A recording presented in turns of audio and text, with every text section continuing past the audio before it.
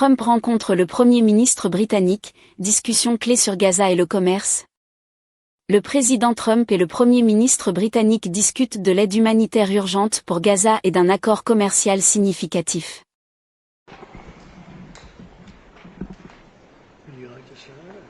Well, let me welcome you, Mr. President, to Scotland, and fantastic to be here at Turnberry with you. Thank you so much for showing us around and having this opportunity to sit in this fantastic ballroom, which is absolutely incredible, and to start talking about some of the issues that are most pressing in your country and my country, and in particular we've had the opportunity to talk about the situation in Gaza and the intolerable situation, including images of starvation. And I think both of us know that we have to get to that ceasefire, and we have to increase humanitarian aid in. And thank you for what you've already been doing, are doing, and are committed to, because without you this would not be capable of resolution. And I think that if we can work not just on the pressing issues of the ceasefire, but also on this issue of getting humanitarian aid in at volume, at speed, and then we've discussed a plan for what then happens afterwards.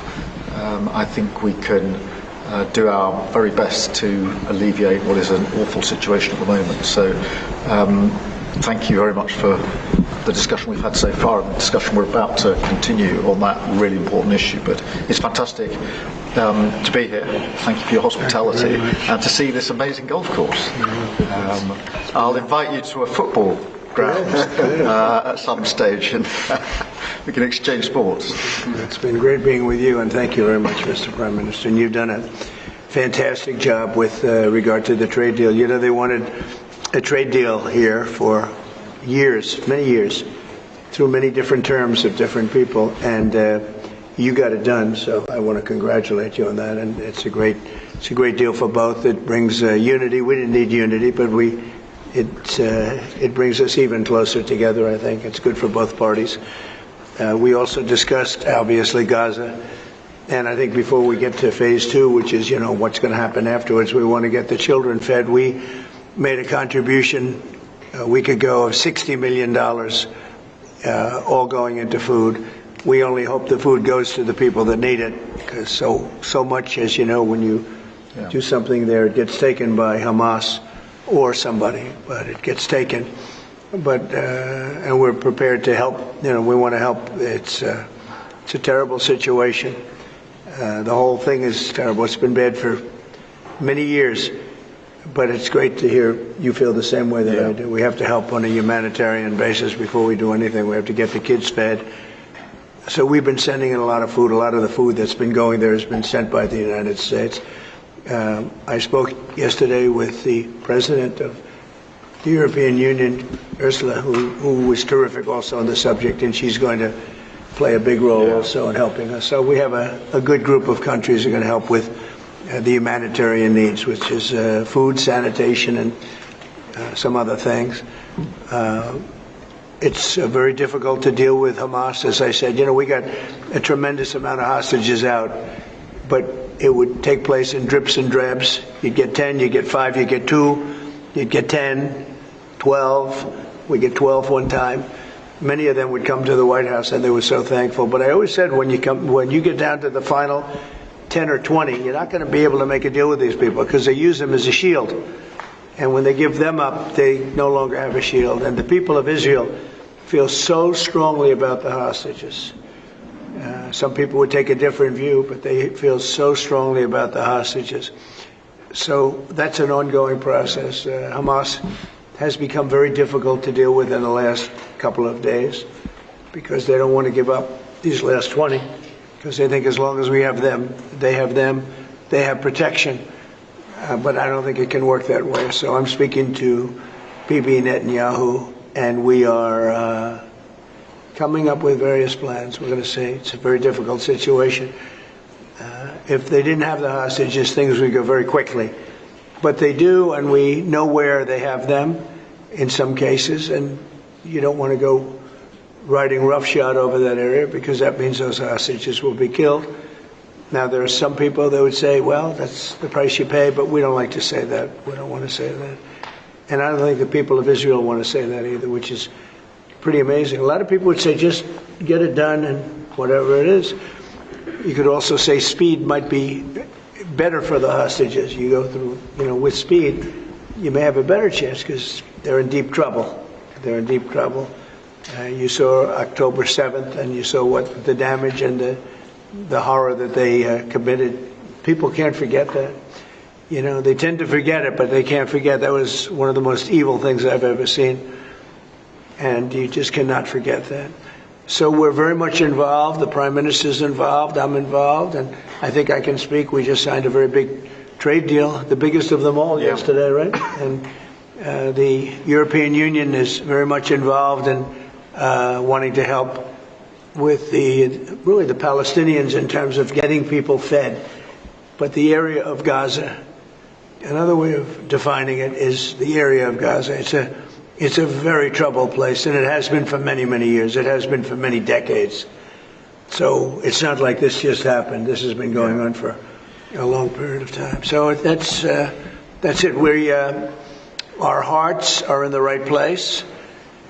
We have some good news because the recent war that you just saw, they just announced, I see, the newest of the 5, now this would be 6 that we've stopped. I've stopped 6 wars in the last, I'm averaging about a war a month, but the last 3 were very close together. India and Pakistan and a lot of them. Congo was just, and Rwanda was just done. But you probably know, I won't go into it very much because I don't know the final numbers yet. I don't know. Numerous people were killed, and I was dealing with 2 countries that we get along with very well, very different countries from certain standpoints. They've been fighting for 500 years, intermittently, and we solved that war. You probably saw it just came out over the wire, so we solved it through trade. I said, I don't want to trade with anybody that's killing each other, so we just got that one solved. And I'm going to call the 2 prime ministers who I got along with very, very well and speak to them right after this meeting and congratulate them. But it was an honor to be involved, and that was going to be a very nasty war. Those wars have been very, very nasty. So we've done a lot of good work. We've had great support from the Prime Minister anytime we needed help, anytime we needed any form of support. You've been there. We appreciate it very much. And we're going to continue onward. We do have to take care of the humanitarian needs on what they used to call the Gaza Strip. You don't hear that line too much anymore. You don't hear the Gaza Strip. But it is the Gaza Strip. And it's amazing that it's not being handled a little bit differently. We're going to set up food centers, and we're going to do it in conjunction with some very good people, and we're going to supply funds. And we just took in trillions of dollars. We got a lot of money, and we're going to spend a little money on some food. And other nations are joining us. I know your nation's joining us, and we have all of the European nations joining us, and others also have called, and they want to be helpful. So we're going to set up food centers and where the people can walk in and no boundaries. We're not going to have fences, and they can't. They see the food from 30 you would say yards away, and they see the food. It's all there, but nobody's at it because they have fences set up that nobody can even get it. It's crazy what's going on over there. So we're going to work very closely together with your country, a great country. We also discussed inside that we are, there's a whole new thing happening with regard to energy from nuclear. And the Prime Minister is looking at that very strongly, and I know you have Rolls-Royce nuclear plants. That sounds pretty good, right? I love that. What a great brand that is. But you're also doing the Rolls-Royce or the nuclear plants, the smaller plants. We're doing smaller and bigger, but the small is interesting. They do a small plant, very easy, very safe, and as they need more, they hook up another plant, and they have a series of plants instead of, doing the $20 billion plant. That gets tough for a lot of people to do. So we're just studying that. It sounds like you're very far progressed, but that's a great thing you're doing on nuclear. We opened up nuclear about 2 months ago, and it's now safe and very inexpensive.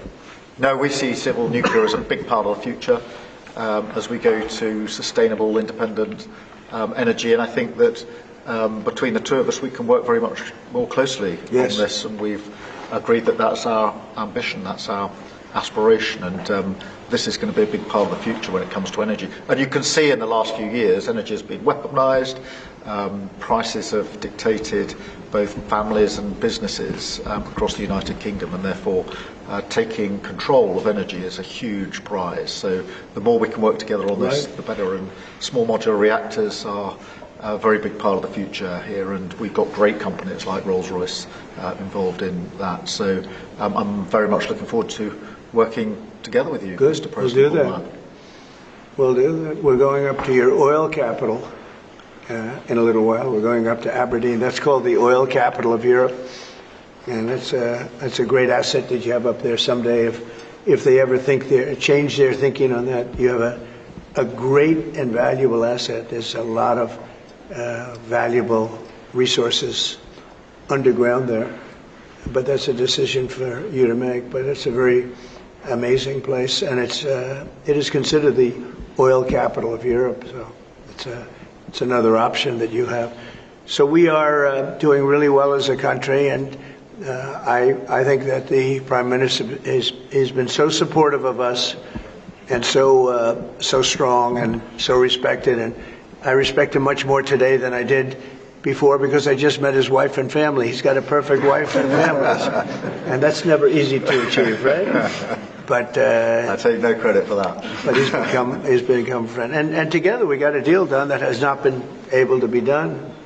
It was a deal that's very good for both parties. A really good deal for both of our countries, and very, very well received here in the United Kingdom. So thank you very much for having us. Thank you. Appreciate it. Any questions? Mr. President, on Russia, earlier you said that you were going to change the deadline from 50 days. Yeah. So what is your new deadline? I'm going to make a new deadline of about 10 or 12 days from today. There's no reason in waiting.